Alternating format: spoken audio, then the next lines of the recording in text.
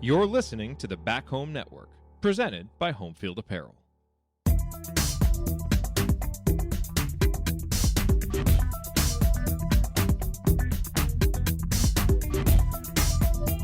All right, folks, welcome back. Scott here for Crimson Cast. I know Galen often says it's, hoodie season, which is true. And, Starbucks says it's pumpkin spice latte season. It is, all those things are true, but it is also basketball preview season. So continuing to roll on with more basketball previews. Super excited to have Mike DeCourcy on today. You know him from the Big Ten Network, analyst there. He's also the bracket analyst for Fox Sports, as well as being the senior writer for Sporting News for, 23 years. Before we get to Mike, do want to talk about the Home Network. All of our friends there, Assembly Call, doing the work. Check them out. Also, as always, sponsor of the Home Network is Homefield Apparel. Every time I go to their website, it's something new to talk about. I talked about it a couple times ago. Idaho, man. They have an entire 12-piece Idaho collection. It's awesome. I might just do a live order right now. The Idaho Vandals 1982 basketball script hoodie. Shout out to that, Connor and the team. You killed it. I mean, it was a good T-shirt for the Kibbe Dome. Some really good stuff with their mascots. But just, I love that Idaho script hoodie. I might just order it live right now. And I could probably do it with the, you get reward points from ordering at Homefield. I've garnered way too many of those. But if you have not ordered from Homefield before, first off, check out their Idaho collection. You're going to like it. And also use the promo code HOME23 for 15% off your first purchase. And make it a good one. You got one shot at that first purchase. I remember mine way back in the rearview mirror. Enjoy it. Use the promo code HOME23 and get that 15% off. And without further ado, excited to bring on Mike DeCourcy on the podcast to preview IU basketball, talk a little Big Ten, what it's like covering the Big Ten, things like that. So here is Mike DeCourcy. All right, so excited to have Mike DeCourcy on. Mike, how you doing? Thanks for joining Crimson Cast, first time. Yeah, I'm happy to do it. Everything's going well, doing great, and man, basketball season is coming fast. I know it's right around the corner. I know I was looking at my calendar and I'm going to the New York Empire games for IU. And it's that's 3 or 4 weeks away. I mean, we're getting exhibition games in a week. It's time to go. Let's go. I'm tired of football. So tired of football as an Indiana fan. We've had some of those scrimmages going on over the last couple of weeks, and we had a public exhibition with Ohio State and Dayton playing on Sunday, a game that Ohio State was able to win. So it's already going, and then we'll play for Rio in less than 2 weeks. It's amazing. Yeah. So let's start doing a little Indiana talk, and then I kind of want to branch out to some just other Big Ten ideas, because you have a great view of the Big Ten. As we've been looking as IU fans, we've been looking at the IU team. I think there's a really high ceiling and a really low floor, and I think it's really hard to tell kind of what's going to be there. I'm not sure anybody knows because there's so many questions, but I'm curious, as you view it for the pieces we brought in from what Woodson has done thus far, what do you think is more likely, us hitting the ceiling or us, going toward the floor? Well, I think the first thing I would say is that I don't think the floor is that low. Good. I don't think you put that much talent out there and have the floor be that low. But for those programs who are accustomed to competing in the NCAA tournament or believe that they should be accustomed, and I think Indiana's history suggests that although they had a spell where it was a bit elusive, the last couple of years have been tournament years, and I think Indiana fans generally think that's where they should be every year. Just a question of the good years should be higher seeds 1, 2, 3, 4. The tough years should be bubble type seeds or playing an 8-9 game. That's, I think, it rarely should an IU team in the mind of the fans, and I think it's a fair expectation. Rarely should an IU team miss. It's probably going to change in the future as the conference gets larger. The expectations may have to change because when you have 18 teams, there's so many more variables. But for now, with what's been established and what the league has shown it's capable of doing in terms of procuring bids, I think that a floor for this team would be toughing it out in the NIT and being disappointed and having to find some enthusiasm for that occasion.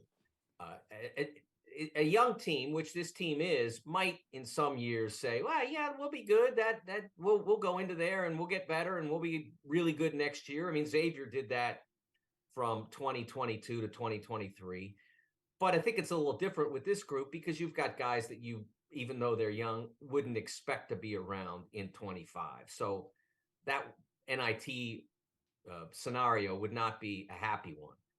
But I think that's probably the worst this team is going to do. I think that the midline, if some things go wrong and some things go right, I think that the midline is you're competing for a middle of the field seed, somewhere between 8 and 12. Yeah, I would agree with that. I think that's for most fans, for most IU fans. I think we're looking at that rationally and like just giving yourself a shot in the tournament. You know, you're the bracket, one of the bracket experts on Fox Sports. Your bracket matrix is phenomenal. You've been really good at projecting the bracket. I'm curious just to get your take on this, something we've harped on a lot on this podcast. You know, I've been really impressed with what Mike Woodson has done with the scheduling at IU. You know, playing adding better teams, playing Kansas. You know, this year we're playing Auburn on a neutral site. We're playing in the Empire Classic, the Atlantis Classic next year. We've talked about it at length on this podcast about how important those types of games are to your bracketability, so to speak, at the end of the season and how they don't always hurt you. But maybe you can speak to it a little bit of how you see Indiana helping themselves with the scheduling that hasn't been done over the last couple of coaches before Woodson. Yeah, I think one of the errors that was made in scheduling for Indiana, probably for the decade prior to Mike getting there, was not using the strength of IU, the attraction of Assembly Hall, the money that comes from being in the Big Ten, those elements to attract a better class of victims, so to speak. And I use that phrase in very much in the colloquial sports sense. That you're buying opponents that you expect to beat, and you shouldn't be shopping in the 300 aisle. Right. You should be shopping in the 150 aisle. And IU did not do that enough before Mike got here. Mike got here, though, and said, the heck with both of those. Let's just go play Kansas. Yeah. And so this year, I will say, opening with Florida Gulf Coast, if you think that's nothing, then you're not paying close enough attention, because Florida Gulf Coast is going to compete for its conference championship. I'm not promising they're going to win it, but they're going to be in the mix. Wright State is going to compete for its conference championship. So they have done what I've talked about. I was joking a little bit about that, but they really have a difficult schedule. It may be too difficult, but if they can succeed, if they can find success against this schedule, then we'll blow past the 8 to 12 scenario I was talking about and be in the heart of the field. They have built a schedule, and Kennesaw State was in the tournament a year ago. They've lost some players from that team, but they were in the tournament a year ago, won the ASUN regular season and conference tournament, and pushed Xavier to the very edge of their tournament lives in the first round. So they have done a really smart job of scheduling the bye games. But I do think that the number of high-end non-conference games that they've lined up, and UConn, Kansas, they'll help get them ready for the Big Ten for sure, because they know they have to be really good to compete in those games.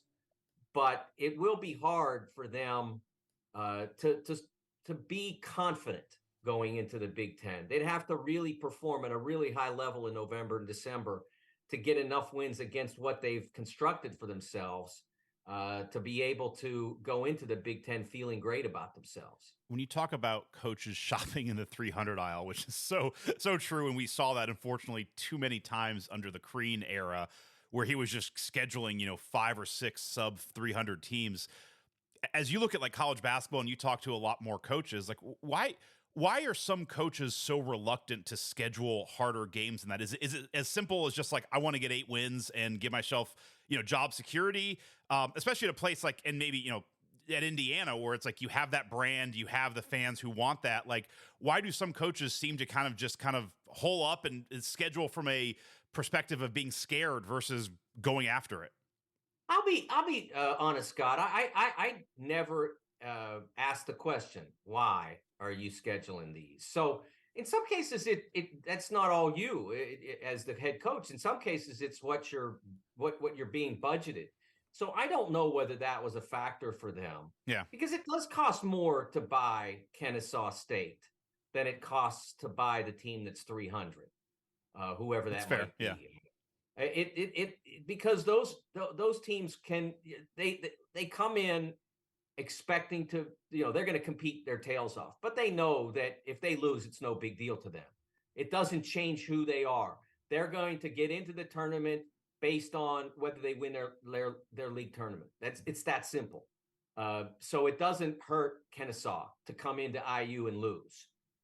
So it doesn't matter to them if they're losing to IU or if they're losing to Kentucky or Duke or Texas or whomever. Right. So sometimes you have to compete for those games financially. If Kentucky is going to pay, and I'm just using round numbers here. If Kentucky is going to pay 100, you have to pay 100. And if you're not willing to pay 100, then you're not going to get to play that team. And I don't know whether that was a factor. I know in some circumstances it is. I don't know whether it was for IU. And that's why I said brand, the experience of playing in Assembly Hall. There are coaches I've talked to over the years, lots of them, who play at that level and will say, they'll go to their players and say, okay, who do you want to play this year? Who's your dream? I want to play in Cameron Indoor Stadium. I want to play at Allen Fieldhouse. Hey, there got to be some guys out there that are saying, I want to play at Assembly Hall in Bloomington. There have to be. So then they go to the school and they say, okay, we'll play you. But sometimes, it costs a little bit of money. I don't know whether that's what held up IU schedules over the years. It's clear that whatever was happening one way or the other under the previous 2 administrations is not happening now, because they are both really challenging themselves at the high end, and they're doing a really good job of bringing in teams like FGCU and Kennesaw and teams like that are going to rate in the, somewhere between 150 and 225 and not damage your net rating and other factors. I'm laughing only the idea of like, I really want to play in Assembly Hall. Like, that's not John Calipari. Like everybody else maybe want to. Calipari, I don't think he wants any part of that. Different discussion. You mentioned the other administrations. It's something that's been poking around in my head as I've been doing some of these previews. I really wanted to ask you this because you've been around basketball long enough. I'm really curious. I don't want to dig into the Archie Miller era too much, but I'm curious with this. When IU hired Archie Miller, he was, I've said it before, he was probably, him or Chris Holtman was the number 1 pick that cycle. And sometimes it's a different cycle, but like everything about what Archie did at Dayton should have worked at a bigger school like Indiana. Like, his teams played hard. They played really solid defense. I know maybe with the pack line, maybe it's not the best system for college basketball today. But you see this where a guy has like everything right at a mid-major, and then he goes to a major college, and it should just be, all right, we're going to pour gas on the fire, and it's going to work. And then it just doesn't. And it's like, obviously Archie didn't work. I'm not trying to rehash that. I'm just curious, as someone who's been around basketball long enough, what is like, how come some people make that fit and some people don't? Or is it just simple as like, that's why some guys make the NBA and some guys don't? It's odd when guys have the profile where like, this really should work at the next level, and then it just doesn't. Well, there are a couple things about Arch's hire. Arch is a very, his brother is a much more gregarious person. Sean is much more comfortable in the salesman role. Arch is someone that he gets into a living room with somebody and does the private stuff very well. He showed that. One of the things that had not been working at IU for the previous 4 or 5 years was not doing well with Indiana kids. Yeah. And There a couple of things. I look at Arch as unlucky in a lot of ways. First of all, they had injuries at times that diminished them. Second of all, there was the COVID, which they were probably going to make the tournament, and that never happened because of the absence of the tournament. And the third thing is, IU still won that Big Ten tournament. And in my mind, they won the last game in that tournament. Sorry. Yeah, that's always me. We put a banner up in Assembly Hall for that. And I think the last thing is that he got into Indiana and started to protect the borders pretty well in terms of the prospects at a time when it was a little bit of a dip. There was still Romeo, 5-star guy, and there was Trace, who was a program legend, and he got them both. But there weren't a lot of guys, right before that, there were like 5-star guys in 1 year, or 5 top 50 guys in 1 year. That he didn't ever have a year like that. So that when he did protect the borders well, it worked for not only doing the recruiting that people wanted to see, but also what would make the Hoosiers significantly better. Look, he left some players that have helped the program, and the most obvious example of that is Trey Galloway. Yeah, Trey has been a warrior, a program guy, a facilitator, a team guy. He's everything you'd want. But you'd want that guy to be the 4th or 5th contributor from a recruiting class, not the guy who now stands as the most significant contributor from a recruiting class. Yeah, no, that makes total sense. Looking at current coaches, as you view it, how would you kind of grade Woodson's tenure thus far at Bloomington in 2.5 years? I think he's done everything that he needed to do to put the program on the track that people want. First of all, it helps that he comes in with the Bob Knight stamp of approval. So a lot of the bitterness that was in place subsequent to September 2000 is now gone. I mean, it's brought the program back around to where the people who were still angry about what happened then have less reason to be angry about it now, because Mike is, he's an alum, he's an all-time great, he's a Knight guy, etc. So he's got all of that. He got the team back to the tournament twice. The first experience was not great. I don't put that all on him, because they won a really tough first round game in Dayton, and then they got shipped to like Siberia to play the second game. It wasn't fair. One of the things in like 40 hours, you go from Dayton to Portland. There's like no flights. Yeah. One of the things that I do in putting together the bracket, and that was one of the brackets that I was able to do, and I was pretty successful in matching the committee generally. But there were opportunities to put that game, to put IU reasonably close to Dayton. Yeah. A flight that wouldn't be exhausting. I think the committee needs to do better at that. I completely agree. And if they're going to lock those games in at Dayton, I've always said, like, then just give those Dayton teams a spot in the Midwest. Like, just give them a room where they're going to Pittsburgh or Houston, or just something, like to have them go Dayton. And like, I think for IU, it was like Dayton, on 2 days notice, you're going to Dayton, then you're going to Portland. Like, it's absurd. Like, no team. And I think there was another team, Rutgers was in the same boat. They were also in that, I think, that same final first four, and they got shipped out to like San Diego. And it's just like, it's like, come on, like you're a professional sport, basically. I know the NCAA doesn't want to be, but you are. Like, give these guys a shot. Yeah, whether you're a pro sport or not, it's a competition. You got to make it fair. In my final bracket, I don't have it in front of me or whatever, but I know that I accommodated the first 4 teams by putting them reasonably close to home. Yeah. When I do my first 4, the only times I ship a team to the West is if they happen to reside in the West. So they're basically going home, and then they can just bust to wherever they are. Yeah. Putting IU on a plane to Portland was egregious. It was a significant failure on the committee that year. I showed with my final bracket, and I don't have all the tools they have. So if I can do it, they can do it. And that was a disappointment. So there's that. And then last year, would have liked to see them do a little bit better in the Miami game, but they got in, they won their first round game. So they've done what they needed to do to get the program back in the right direction. And then they've recruited really well, whether it's transfer portal getting Khalil Ware, whether it's the significant addition of Mackenzie Mbako. I know this wasn't the best weekend for him, but still to be able to go back into that when he decommitted and say, hey, come to IU, and they were, or the 5-star guys that they got a year ago, which Malik Renew is still there. Yep. And then what they're bringing in next year already, what they've already gotten committed to the 2024 class.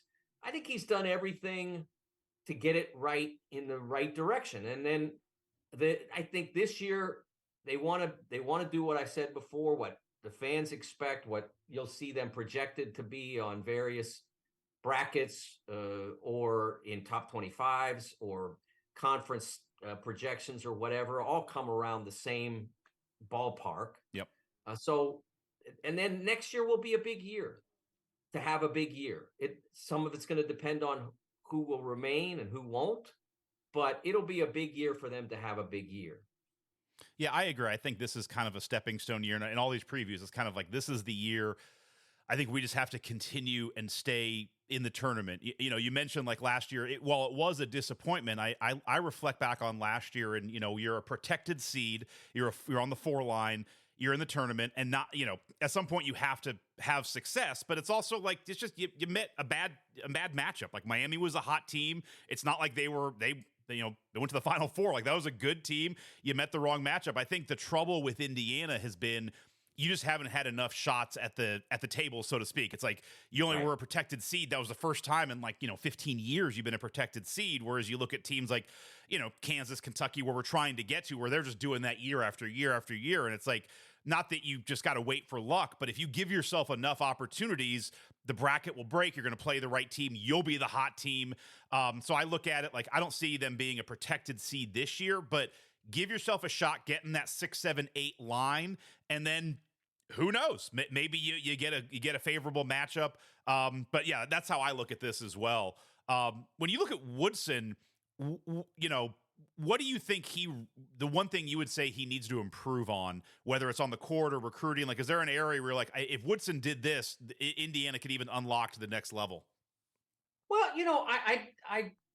I don't think that he's left anything undone in recruiting. I mean, they've been very successful in all various ways. As I mentioned, you look at this year's team and you have a lot of success in a lot of areas, whether it's the transfer portal with Ware, whether it's that late get with Mbako, which was a significant win for them when, no one knew it. They knew at some point, but no one knew, I don't know, December, January, that all of a sudden there was going to be a 5-star guy that was available in April. So there's that. And then Renew was a win in the recruiting class. So he's shown success in all the venues. On the floor, they swept Purdue last year, which was by far the best team in the Big Ten, won both championships. So they haven't shown any inability to step up to the biggest challenges. They had bad luck last year with injury, with Trace getting hurt in December. That probably cost them some development time and some seed time, but even from that, they were able to bounce back. So I think that they've done really well. Obviously, what the next challenge for him is, we talk about, you've got 3 5-star guys on this team and a 5th-year senior point guard. And we are mitigating the expectations for that because there's still some questions to be answered about those guys. Mbako just has to get out there and be healthy, and I think he's going to have a significant year. Ware is a different kind of player. Can you find a system that amplifies what he does well and sort of shoves to the side what he maybe isn't the best at? Right. And then Renew, can you take him from a really good contributor? I mean, and look, the fact that Malik Renew is back at Indiana for his sophomore year after he played basically as a reserve his entire freshman year, that's a win. because there's a lot of programs where he'd have just said, I know the guy's an All-American, but you played him instead of me. No, I'm a 5-star guy. That's a great point. Yeah, I'm going to Marquette or something. Yeah. And so, but now you got to get something out of Malik, and you've got to put him in positions where he can excel, because he committed to you as, as a freshman and then again as a sophomore. So you've got to find a way to make him have a significant sophomore year. Now, what that means numerically, statistically, all that is mixed into however they're going to build their attack. But he's got to be a baller. Yeah. And that's somewhat on Malik, showing up and practicing and playing hard and listening to what they're asking of him, all that. I think that he's going to do that.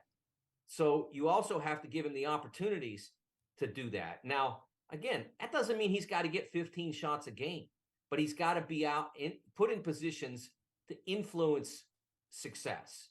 I suspect he will be, but again, we've got to see that. Yeah, you were I think at the Cincinnati Enquirer during the kind of the Bob Knight firing. I was in college at that time. I always kind of took the approach of I wanted IU to hire the best coach. Like, I didn't want necessarily, whenever we had coaching searches, like, I don't want an IU guy. I want the best person. I don't want to go ahead and limit it. You mentioned kind of how Woodson has brought things back, which he really has. It's interesting, you also being a Midwest guy, kind of knowing the Indiana soup. And every university, every fan base thinks they're special, and obviously we do too.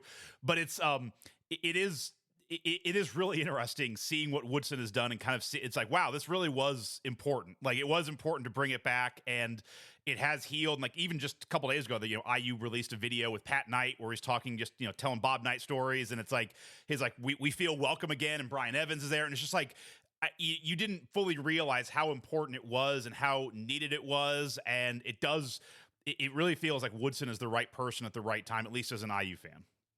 Well, I mean, I think you look at Kelvin, his experience as an example of how that wound impacted the program, because at the end of the day, what Kelvin did was nothing. I know. Nothing. Well, and honestly, Indiana, I mean, this is a whole nother pod. Like, Indiana, we punished ourselves way more than the NCAA ever did. I mean, the NCAA might have done more had we not done as much, but you look at it, it was all just self-flogging. Like, Indiana just crushed ourselves, whereas it's galling when you look at, like, Kansas, who's, like, under FBI investigation, people are getting arrested, and they're just like, yeah, whatever, we're just going to move on. And it's like, anyway, sorry, total side note. But I mean, that's really the core of this, because that was a product of that wound. Look, I think Kelvin's one of the best coaches in college basketball, and I really like him. He's somebody that I've always gotten along great with, but he was not the right person to hire at that time. His program at Oklahoma was it wasn't under investigation. It was in the system, right, and about to have a finding when they hired him. You couldn't do that because of what happened in 2000. You couldn't do it, and they did it anyway.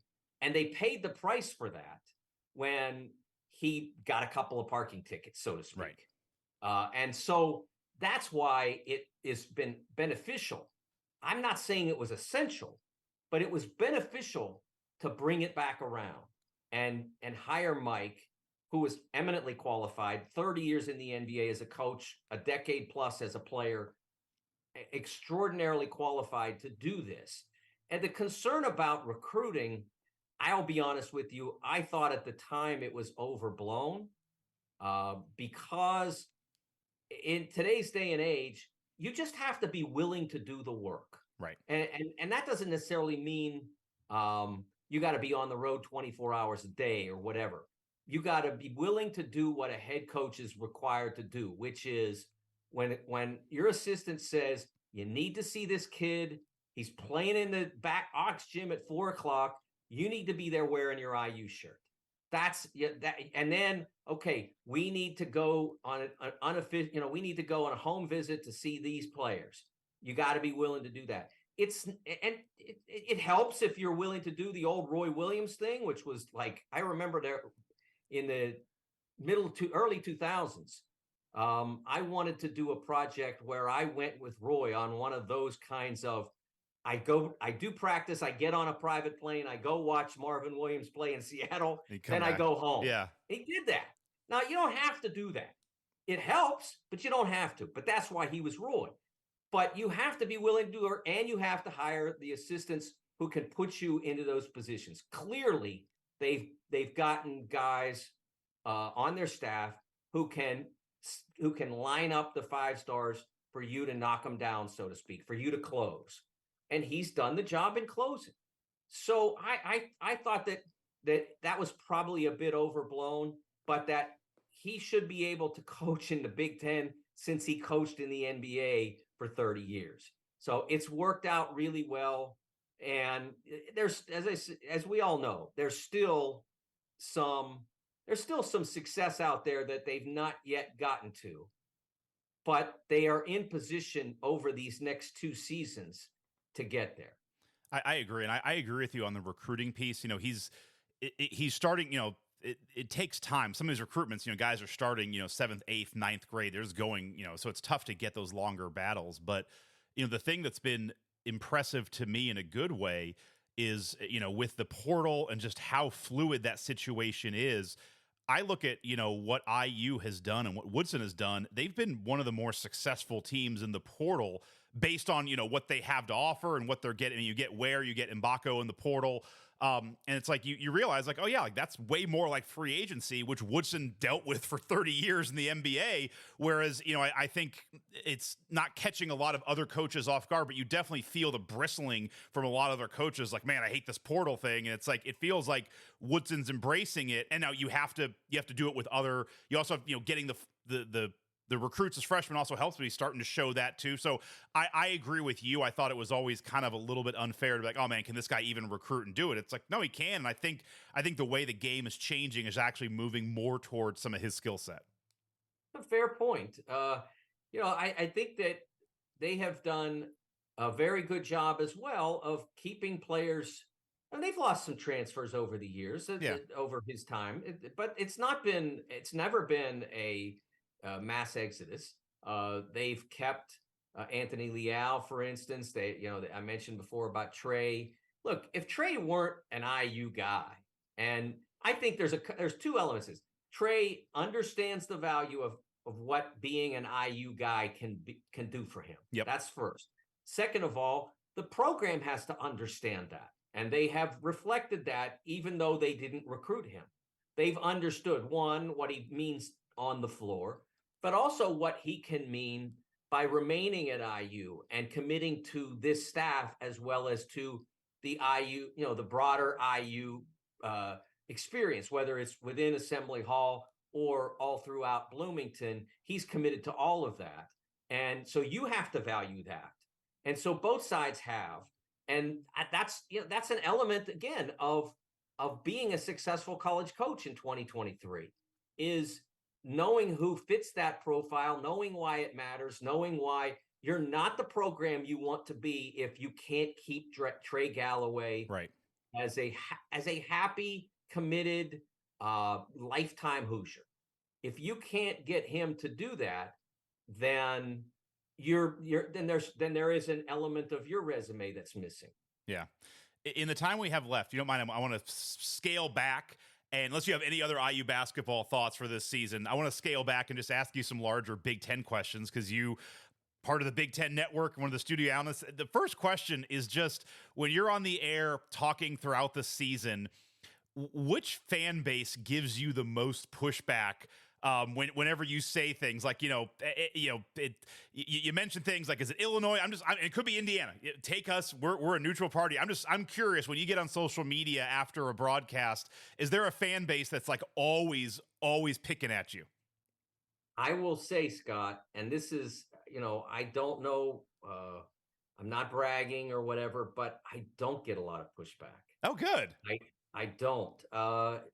There might be if I slip and make a factual error, or if I slip and say something that maybe is like a little bit off, in terms of an opinion that's presented, and maybe I haven't factored in everything that I should have. If I miss, like if I say so and so is the best point guard in the league, and for a second the actual best point guard in the league slipped my mind. Yep. I might get some pushback on something like that.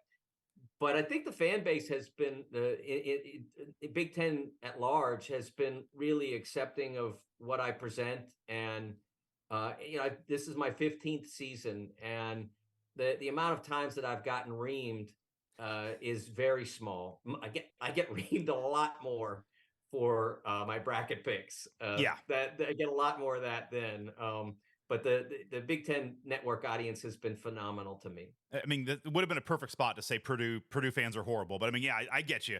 You could have said that. No, no, they're not. It's funny. I heard this on another podcast. I think it was like Ryan Russillo, but he was talking about, just as you talk about the bracket, and like they're doing the bracket show with Dick Vitale, and he was on ESPN doing it with Dick Vitale, and Vitale, who I love, was always just like, oh man, you got to put, North Carolina State, they got to make it. Oh, Villanova, how can you leave him out? And like they cut to break, and I think it was like Bob Lee or someone was like, Dick, someone's got to be cut. Like they can't all make it. Like there's only 64 teams. Anyway, just as you say that, it reminds me of that when you have these shows and it's like, oh man, you got to put that. You got to be in there. It's like there is a cut line at some point.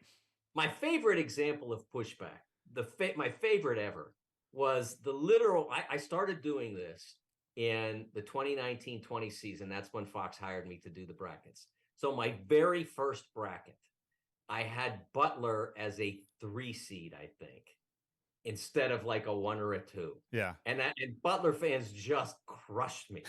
It was amazing. And I'm like, my goodness. Like, because remember, like I'm doing one preseason bracket this year for Fox. They asked if I would. Yep. And so I'm doing it. But we generally don't start until we have a body of work. So that year we waited until January. This year I'll start the last week of December with the regular brackets. And so we're talking about like they had like 6 weeks of data, and they just crushed me. And I'm like that, and it was amazing to me because it was like the first time I ever put my toe in the water, and the shark came and ripped my foot right off. Of all fan bases, too, Butler, they had a good run. I'll ask that, and you can be careful with your answer. I'm not trying to get you in hot water or anything, but with Big Ten expansion, because you're a member of the Big Ten Network, but I'm curious. Everything's been focused on football. We know there's 4 teams coming next year.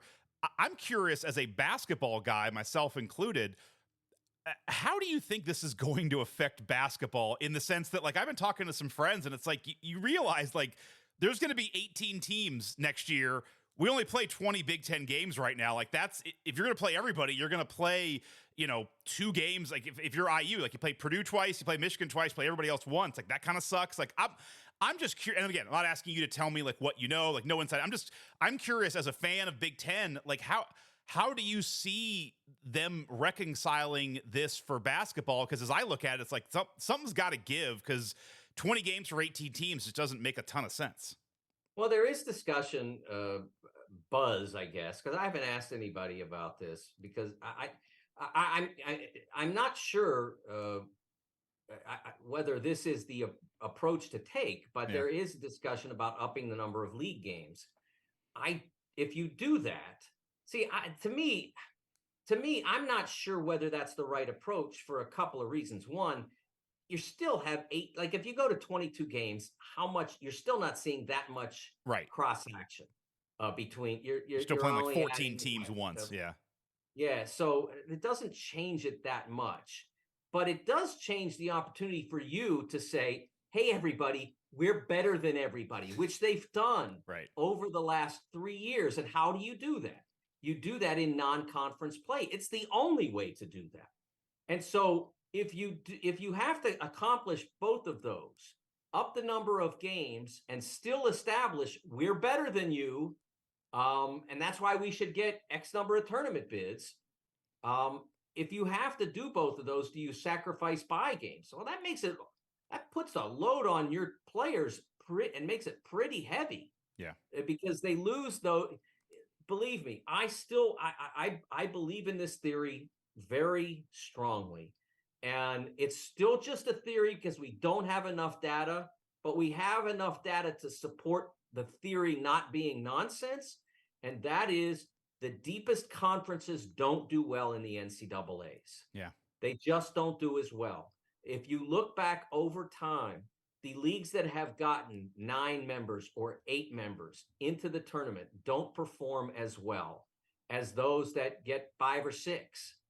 Because at the end of the day, what helps those teams succeed is they haven't had to sweat every conference game. Yeah. They knew, like, if you were in the ACC last year, my goodness, you knew if you were playing at home and you were playing the bottom teams in your league, all you had to do was go out there and throw a C-plus effort out there and you were going to win. Yeah. If you were Duke, say. I mean, that's all you had to do. Or if you were Virginia. If you threw out a C-plus effort, we're good. Well, you throw out a C-plus effort in any Big Ten game except maybe Minnesota at home last year, you lose. Yeah. Simple. You lose. And there's nobody in the league that's not beating a C-plus effort. And so that's the problem. And so I really do wonder about whether or not adding more to that burden is going to be helpful to the league in the long run. According to Adam Zagoria, my friend, who's a freelance writer in New York, works for the NewJersey.com papers as well as does his own blog, and writes for Forbes as well. He tweeted out today that the Gavitt games are dead, and that's between 2 leagues that are both Fox Sports first contractees. Right. So if that series can't survive the expansion, then what other, how many non-conference games are you going to be able to play? So I'm very curious about where that leads us, where we go with that. And then, of course, there's the conference tournament. Do you take all 18? Do you take 16? Do you? Yeah, no. It's a big question for them to answer because nobody's ever had to do 18 before. We've had 16 in a couple of different leagues.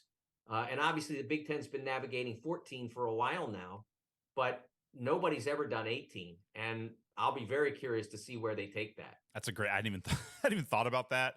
No, it's an interesting point about, the deeper the league, which the Big Ten's going to be even more deep next year, not doing well in the tournament. And that's a trope. I didn't want to bring it up. It's like every year we kind of get into this, like, why can't the Big Ten do better in the NCAA tournament? And I always waffle back and forth on that. Cause on one hand, it's like, it's a problem because we haven't won since Michigan State. Maryland doesn't count. They were not part of the Big Ten at that time.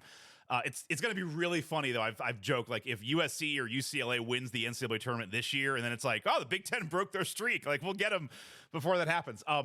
It's like, it hasn't happened, but on the flip side, it's like, it's been a while since I put all the numbers together. Like, the Big Ten has put a good number of teams in the Final Four. It's not like we're not there's a couple years where it doesn't happen, but like Michigan State has been to the Final Four, Ohio State, like you've had a lot of shots, and not that it's like a crapshoot, but kind of like you get to the Final Four and then it's a little bit kind of all bets are off. It's like matchup dependent and how things go. And so it's not like we haven't had any teams in the Final Four over the last couple of years. I think we've had more than like the Pac-12. And so it is, but it's going to be really interesting to see. And as I look at, like, it's a tough solution because you're right. You have the tournament, the Big Ten tournament to worry about. If you expand the Big Ten to like 24, 26 games, you're now bumping into like all of those preseason tournaments, like the NIT or the Atlantis or you mentioned the Gavitt games, like the Empire games, like all of those November tournaments. Are they going to get compressed? And then if you get rid of those, like, then if you're a coach, like, at some point you do want to play some cupcake games. So like, how does that affect some of those early games? Like, I don't know how it all fits in. I want to say those are 2 different problems about tournament performance. The non-champion thing has been in existence since 2002, if you want to stretch it. But like, it's not like Maryland won in 2010. Even if you take it, it doesn't change the math. It's 2 years. Yeah. Yeah. So that's been in existence. But during that time, from 2001 to 2019, the Big Ten got more Final Four teams than just about anybody. I think maybe the ACC did, or they had the most. It's right there. Right. But no champion. But then 21, 22, 23, they haven't done well in the tournament. you've lost your number one seed on the first day. Your conference tournament champion on the first round each of the last 2 years. You haven't had a Final Four team in any of those 3 years. I don't know that there've been an Elite Eight team in that 3 years. There might have been one, but there were no Final Fours. So that performance, I think, I put that down to that grind, that at least some element of it to that grind. The absence of a champion, some of it's just been bad luck. I mean, Michigan should have won in 2013. One bad call changes the game. They did fail to block out some offensive rebounding that Louisville was able to do, but they played well enough to win it. They just, one bad call and maybe missing a couple of shots, and they don't get it. But they've been in position a few times to be right there. Other years, like 2009, Michigan State's in the title game, but they are not on the same floor basically as that Carolina team. Right. Same thing in 18 with Michigan having the great year they had, gets to the final game, but they're not in that Villanova team's class. And you can see why now they weren't in that Villanova team's class. And that again goes to what really wins championships in the NCAA tournament. The exception that we have to that rule is IU 1987. That's the last time that you had a champion that didn't have a first round pick on its roster, in its rotation. Last time. We're now well past 30 years on that. There have been Big Ten teams that didn't have that guy. And I believe that Michigan team might have been one of them. They might have had one, but they didn't have the level of talent that Villanova had with Jalen Brunson, Mikal Bridges, Dante DiVincenzo. They didn't have the level. So that's really been the dividing line between being really a tremendous college basketball conference, which the Big Ten has been for the last 22 years, and having either a champion or in the last 3 years, some level of deep runs. Yeah. I'll get you out of here on this. You've been covering basketball for a while, and it's very positive, and you're part of the Basketball Writers Hall of Fame. Over that time, you mentioned a good Roy Williams story. Who's one of your favorite coaches to cover, and maybe a story to go along with it? Just having been around all those years, like just who do you like? Who do you like seeing in the locker room, and maybe a story to go with it? Well, there's so many that I could say, and that's one of the reasons, Scott, why I like covering college basketball. I covered college football at the start of my career. I did 9 seasons covering Penn State football, another 5 covering the SEC, or 4 covering the SEC when I was in Memphis. I don't miss it. I like college football. I like watching it, but I don't like dealing with football coaches like I like dealing with basketball coaches. Is it because football coaches are a little too like mercurial or king-like, or they're very king-like, very military-like? Basketball coaches are just guys. That's, I mean, whether it's Bill Self or Mike Bray or Tom Izzo, they're guys that you could see yourself having lunch with, having a beverage with. It's just not the same, and that's why I like it so much. But I'd probably single out Krzyzewski. I was able to build a really good relationship with Mike Krzyzewski. The very few writers were able to have, and he was always really kind to me, and he opened his office to me. I got a one-on-one with him at the start of his last year in the business, and I wrote a big long series of articles. And I'll tell I've got a few Krzyzewski stories, but I'll tell a funny one about him. I don't remember what year it was. It was sometime in the early 2000s. He wrote a book. He's written several, but one of the books he wrote, I can't even remember which one it was. They had a launch party, so to speak, during one of the events that took place in New York, whether it was like preseason NIT or it was pre-Champions Classic. It was some doubleheader or whatever that I went to in New York. And they had this launch party at the 21 Club. which I'd never been to. I'd been to New York a ton. I'd never been there. So that was pretty cool to be able to go there. It was a very famous place when I was growing up. And they had, I don't know, 6 to 8 round tables and that were there. And he gave a speech, talk or whatever. And then after that, he went around to each table and interacted with everybody there. And I took my wife to this event because she came. We like to go to New York. We like Broadway. We like to shop up there. So we probably go there almost once a year. And so we used that as a chance to make our trip to New York at the same time as I cover a game. So she came with me to the luncheon, and she was sitting next to me. And oh no, Mike, I lost you. Okay, so where do you want me to start? Oh my gosh, no! Yeah, I was like, that was the wildest cut. I'll edit it back in. But no, you're talking about how like you're there with your wife, and then she's with you, and he's walking around to the table, and then you're just like you're frozen. Like, oh, what happened? Like, what happened to Shesky and your wife? So go ahead. So he walks around. He talks to each table. Yeah. He comes to our table. We're in the back, and I shook his hand. I said hi. And I didn't know him as well at this point. I mean, this is early 2000s. I had only met him for the first time at the Final Four in 2001 when they won it with Battier and Jay Will. And it's that UConn team, yeah. So I didn't know him as well then. And he comes up and he shakes my hand, and he knows who I am, but I don't know him great. And he shakes my hand and I say hi. And I introduce my wife, and I say, this is my wife, Deb. And he said, he shakes her hand and he looks at her right in the eye and he says, "What'd you do? Lose a bet?" That was his reasoning for why she would possibly marry me. So I always get a big kick out of that he was so quick putting that one together. That's great. No, Coach K, that's a good one. He was around a while and was obviously a fantastic college coach. So, well, hey, Mike, I sincerely appreciate you hopping on. Definitely catch Mike on Big Ten Network, Fox Sports. And, no fan base has been bad to him yet. So IU fans, be good to him this year. And let's let Purdue be the pain in his rear this season. My thanks again to Mike DeCourcy for joining us. Great conversation. And for all of you out there, thank you. We will continue to have more preview podcasts, a little bit of football this weekend, but we'll continue with our basketball preview next week. Got a couple more fun guests lined up. So appreciate you guys tuning with us. And it's right around the corner. It's almost basketball time. So this is Scott for Crimson Cast signing off.